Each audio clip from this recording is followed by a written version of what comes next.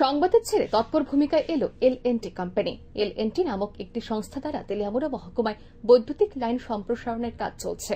কিন্তু এই কাজ নিয়ে বিগত কিছুদিন পূর্বে বিভিন্ন সংবাদ মাধ্যমে বহিরাজ্যের এই ঠিকাদারি সংস্থার বিরুদ্ধে বিস্তর অভিযোগ ওঠে। সেখানে উল্লেখ করা হয়েছিল এই সংস্থা কর্তৃক তেলিয়ামুড়া মহকুমার বিভিন্ন জায়গায় বৈদ্যুতিক খুঁটিগুলি বসানোর কিছুদিনের মধ্যেই খুঁটিগুলি বেঁকিয়ে বিপদসংকুল অবস্থায় দাঁড়িয়ে রয়েছে।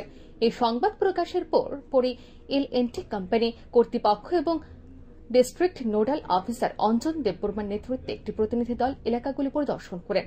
পরিদর্শনের পর মূলত দেখা যায় কিছুদিনের অবিরাম বর্ষণের ফলে বৈদ্যুতিক খুঁটিগুলি বেশ কিছুটা বেঁকিয়ে গেছে। পরবর্তীতে ওই প্রতিনিধি দল পরিদর্শন শেষে এলাকাবাসীদের আশ্বস্ত করেন যে আগামী কিছুদিনের মধ্যে ওই সকল বৈদ্যুতিক খুঁটিগুলি মেরামত করে দেওয়া হবে।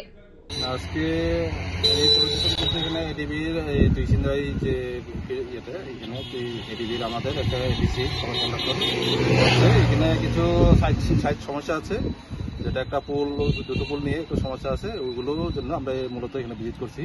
সাথে আমাদের যে লোকালিটি আছে ওদের সাথে আমরা কথা বলেছি, বলে দেখি আমরা এটা সলিউশনে একটা রাস্তা বের করার চেষ্টা করছি, মানে কি করা যায়।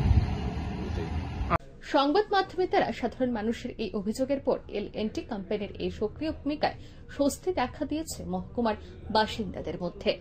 Bureau report, RE news.